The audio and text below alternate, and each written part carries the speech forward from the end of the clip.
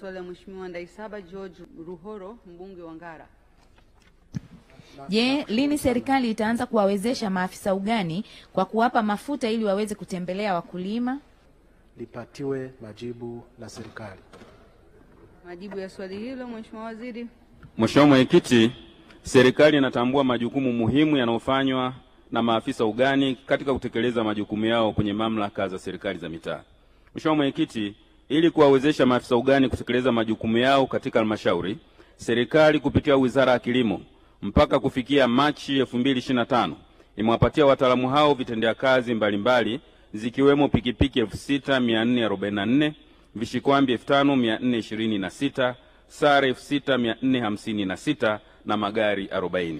Mheshimiwa Mwenyekiti, katika mwaka wa fedha 2025-26 jumla ya mikoa mitano, halmashauri 12 zimetenga bajeti ya mafuta kati ya lita 10 hadi 15 kwa kila mwezi kwa ajili ya kuwawezesha maafisa ugani kutekeleza majukumu yao.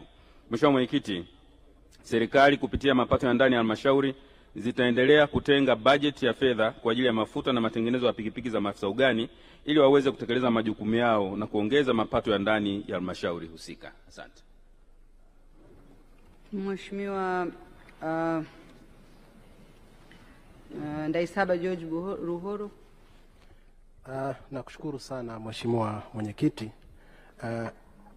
Pamoja na majibu mazuri sana ya serikali, ambapo kwa kweli tunaona serikali imeupiga mwingi, serikali ya Daktari Samia Suluhu Hassan kwenye eneo hili. Serikali haioni kwamba ni wakati mwafaka wa kutenga mfuko maalum kwa ajili ya maafisa ugani nchini ili uweze kutumika kuwawezesha kupata mafuta na posho nyingine wanazozihitaji, wakiwemo maafisa ugani wa Ngara, ili waendeleze kazi nzuri ambayo ndiyo uti wa mgongo wa taifa letu, hasa kazi ya kilimo. Asante. Majibu, Mheshimiwa Waziri. Mheshimiwa Mwenyekiti, kwanza serikali inatambua sana kazi nzuri na kubwa inayofanywa na maafisa ugani katika kutoa elimu, kusimamia shughuli za kilimo na kukutana na wananchi mara kwa mara ili kuhakikisha kwamba tunaboresha shughuli za kilimo katika nchi yetu.